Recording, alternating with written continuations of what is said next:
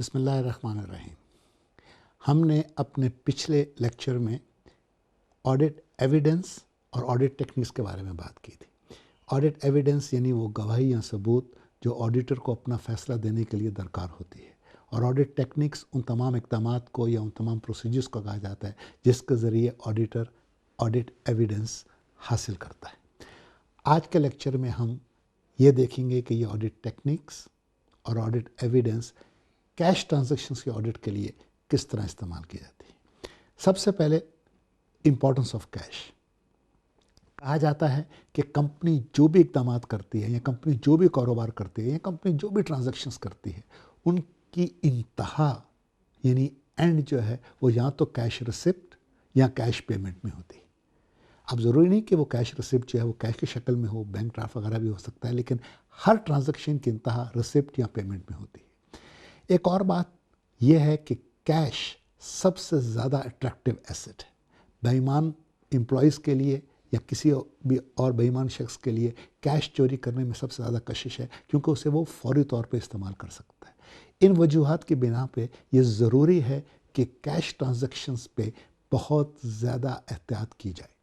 Internal control point of view से भी, यानी कंपनी के मैनेजमेंट को चाहिए कि वो कैश कंट्रोल के बड़े अच्छे प्रोसीजर्स और स्ट्रॉन्ग प्रोसीजर्स बनाए, और external auditors point of view से भी, यानी एक्सटर्नल ऑडिटर को भी चाहिए कि वो कैश ट्रांजैक्शन पे ज़्यादा से ज़्यादा एहतियात करें। कैश ट्रांजैक्शन की शक्लें क्या हो सकती हैं, उसे 3 हिस्सों में तकसीम कर सकते हैं। पहले रिसिप्ट्स, चाहे वो किसी फॉर्म में हो, नकद कैश हो, चेक्स हों, पे ऑर्डर्स हों, ड्राफ्ट्स हों, बैंक ट्रांसफर्स हों। दूसरी है पेमेंट थ्रू बैंक्स। अच्छी कंपनियां आमतौर पे ज़्यादातर पेमेंट्स अपनी बैंक के थ्रू करती हैं। वो या तो चेक के फॉर्म में होती हैं या बैंक ट्रांसफर्स के फॉर्म में या पे ऑर्डर या बैंक ड्राफ्ट की सूरत में। और तीसरी है कैश पेमेंट्स। अच्छी कंपनियां आमतौर पे कैश पेमेंट्स को बहुत मिनिमम रखती हैं और सिर्फ छोटी छोटी रकम की अदायगी कैश पेमेंट में करती हैं, जिसे हम कहते हैं पेटी कैश। अब हम देखेंगे कि रिसिप्ट्स यानी वसूलगी पे इंटरनल कंट्रोल क्या होना चाहिए। पहले ये कि उस इंटरनल कंट्रोल के मकासद यानी ऑब्जेक्टिव्स क्या होने चाहिए। पहला मकसद तो ये होना चाहिए कि कंपनी जिस कैश की हकदार है, जो कंपनी को कैश आना चाहिए, वो कंपनी को आ जाए, कंपनी तक पहुंच जाए। दूसरा ऑब्जेक्टिव ये होना चाहिए कि जब कंपनी के पास कैश आ जाए तो उसे फ़ौरन और सही तरीके पे रिकॉर्ड्स में एंटर कर दिया जाए, यानी जो चीज़ वसूल हो वो बिल्कुल सही तरीके से एंटर हो ताकि उसकी मिसअप्रोप्रिएशन का एहतमाल ना रहे। तीसरी चीज़ ये है कि जब तक वो कैश कंपनी के पास रहता है उसकी प्रॉपर सिक्योरिटी का इंतज़ाम किया जाए और जितनी जल्दी हो सके उसे बैंक में जमा करा दिया जाए बगैर किसी ताख़ीर के। इन इंटरनल कंट्रोल मकासद को हासिल करने के लिए हमें क्या इक़दाम लेने चाहिए, यानी क्या इंटरनल कंट्रोल मेजर्स लेने चाहिए, अब हम उस पर बात करेंगे। पहला इंटरनल कंट्रोल स्टेप ये होना चाहिए कि कंपनी जो भी वसूल करे उसके लिए वो एक रसीद ज़रूर जारी करे, चाहे वो कैश रिसीव कर रही है या चेक या पे ऑर्डर या कुछ भी, किसी भी शक्ल में अगर कोई वसूलगी हो रही है तो उसके लिए एक रसीद ज़रूर जारी की जाए। दूसरी बात यह है कि जो भी दिन में रकूम्स वसूल हों, दिन के आखिर पे उसकी एक समरी बनाई जाए और कोई शख्स उस समरी को बैंक पेइंग इन स्लिप्स के साथ कंपेयर करे ताकि इस बात का यकीन हो जाए कि तमाम रकूम जो वसूल हुई थी वो तमाम की तमाम बैंक कर दी गई। तीसरी अहम बात यह है कि जो भी रकम वसूल हो, जितनी भी रकम वसूल हो, वो तमाम की तमाम जूं की तूं रोज़ के रोज़ बैंक कर देनी चाहिए। ये कभी नहीं होना चाहिए कि वसूल की हुई रकम में से कोई अदायगी की जाए। जो भी रकम वसूल हो पूरी की पूरी इंटैक्ट वैसे ही बैंक कर देनी चाहिए। अगर किसी वजह से दिन में बैंकिंग ना हो सके तो दिन के आखिर पे वो जो रकम वसूल की गई हैं वो कैशियर से ले लेनी चाहिए और किसी अहम जिम्मेदार शख्स के पास रखा देनी चाहिए ताकि वो कैशियर के कंट्रोल में ना रहें और वो कैशियर उन्हें किसी और मकसद के लिए इस्तेमाल ना कर सके। तमाम रसीदें और रसीद बुक्स प्री नंबर्ड होने चाहिए, यानी जब वो कैशियर के पास रसीद बुक जाए तो हर रसीद के ऊपर और रसीद बुक के ऊपर भी नंबर छपे हुए हों, ताकि कैशियर अपनी मर्ज़ी से रसीद नंबर ना लिखे और एक नंबर की 3-3 4-4 रसीदें जारी ना कर दे। वो किताबें जो अभी इस्तेमाल नहीं हुई, वो किताबें कैशियर के पास नहीं होनी चाहिए, किसी ज़िम्मेदार ऑफिसर के पास होने चाहिए। और जब भी वो ज़िम्मेदार ऑफिसर कैशियर को कोई रसीद बुक जारी करे तो उसका रिकॉर्ड करे, ताकि ये पता हो कि कौन सी किताब इस वक्त कैशियर के इस्तेमाल में है। किसी हालत में भी कैशियर के पास एक से ज़्यादा रसीद बुक नहीं होनी चाहिए, वरना उनका वो गलत इस्तेमाल कर सकता है। एक और अहम बात यह है कि जो कैशियर कैश वसूली का काम कर रहा है और रसीदें जारी कर रहा है, वो कैशियर कैश बुक ना लिखे। आपने अपने पिछले लेक्चर में, आपको याद होगा, हमने इंटरनल चेक पे बात की थी। ये इंटरनल चेक का अहम हिस्सा है कि जो कैश वसूल कर रहा है वो कैश बुक ना लिखे, वरना वो अपनी गलतियों को कवर कर सकता है। कैशियर को, जो वसूलगी पे मामूर है, उस कैशियर को ये अख्तियार नहीं होना चाहिए कि वो क्रेडिट नोट जारी कर सके या इस तरह के जर्नल एंट्रियाँ पास कर सके जिससे कोई डेट राइट ऑफ किया जा सके, वरना इस बात का इम्कान रहेगा कि वो कोई रकम वसूल करे और क्रेडिट नोट जारी कर दे और वो रकम को जेब में डाल ले।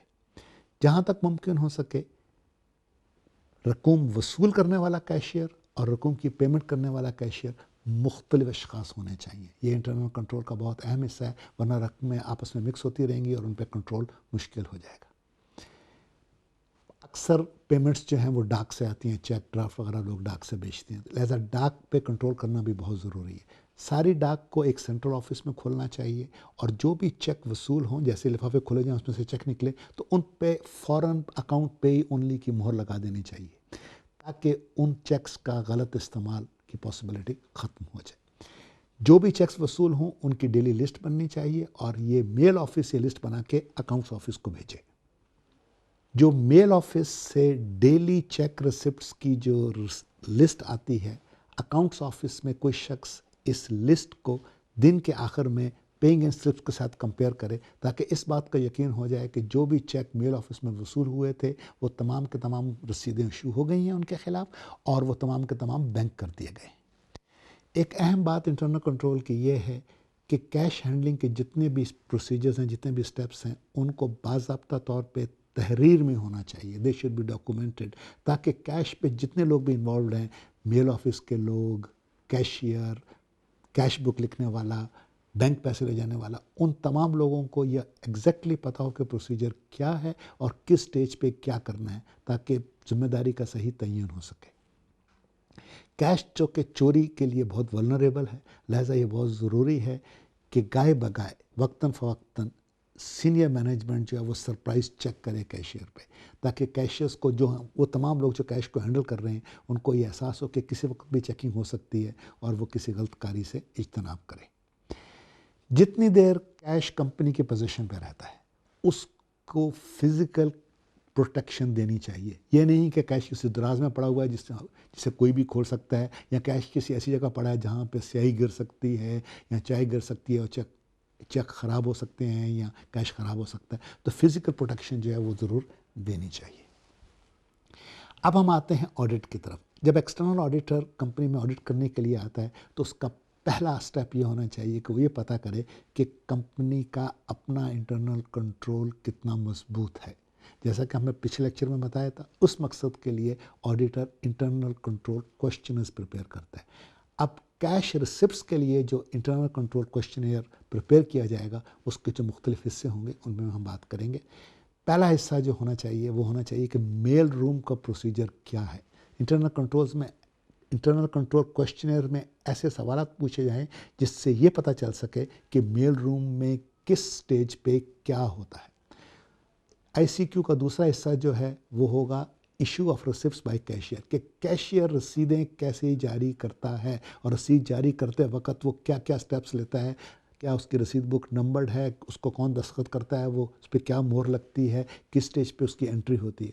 इसी तरह उसका तीसरा हिस्सा होगा कि जब कैशियर को रसीद बुक जारी की जाती है तो उसका प्रोसीजर क्या है, क्या उसका प्रोसीजर सही है, क्या वो फुल प्रूफ है, कहीं ऐसा तो नहीं है कि कैशियर के बाद 2-3 रसीद बुकें इकट्ठी चली जाएँ। चौथा हिस्सा जो इंटरनल कंट्रोल क्वेश्चनर का होगा वो ये होगा कि जब पैसे वसूल जो होते हैं उनकी बैंकिंग के लिए तरीकाकार क्या है और किस स्टेज पे पैसे कैशियर से ले लिए जाते हैं, बैंक कौन जाता है, बैंकिंग कौन करता है, बैंकिंग के लिए क्या स्टेप्स लिए जाते हैं, मोहर लगती है पेमेंट स्लिप पे या नहीं।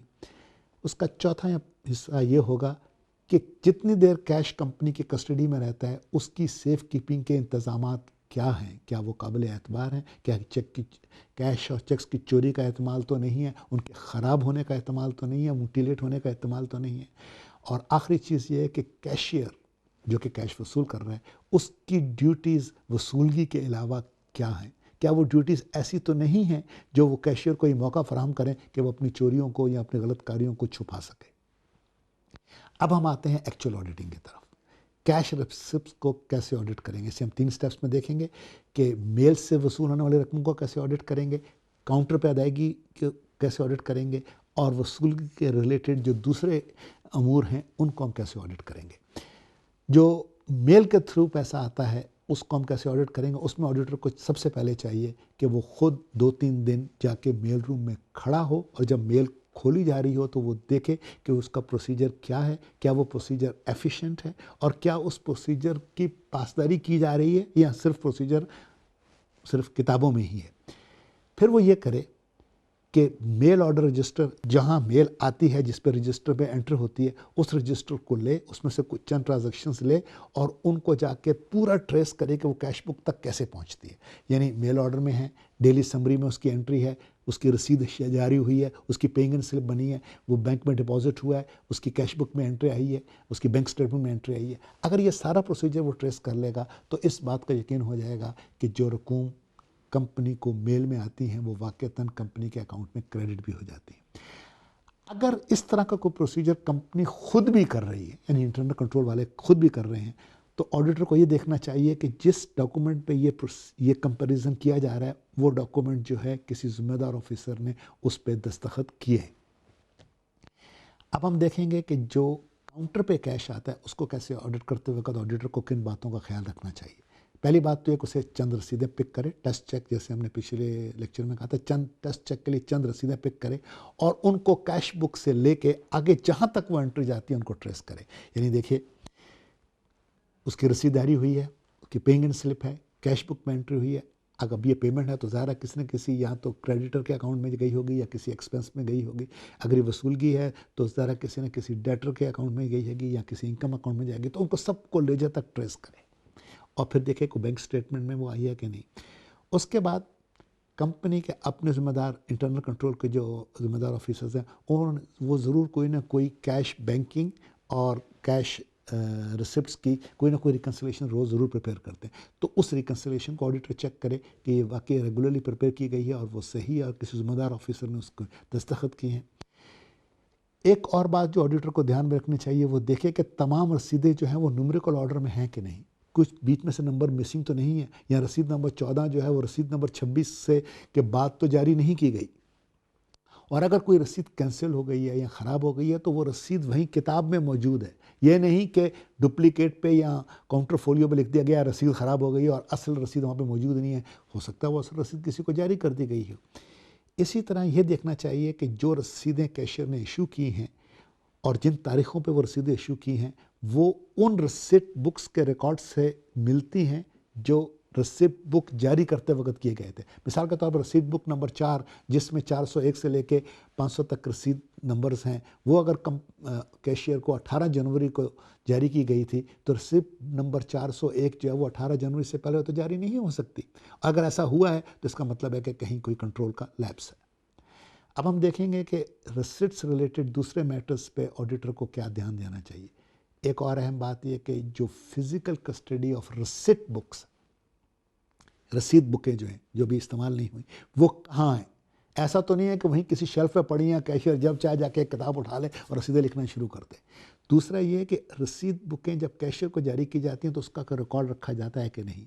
अगर रिकॉर्ड नहीं रखा जाता तो इस बात का इम्कान है कि गलत तरीके से रसीद बुक हासिल कर ली जाए और उस रसीद बुक को इस्तेमाल करके पैसे पॉकेट कर लिए जाए। एक और अहम चीज़ जो है safeguarding of the cash itself, यानी अगर सेफ़ में रखे जाते हैं तो सेफ़ की चाबियाँ कितनी हैं, किस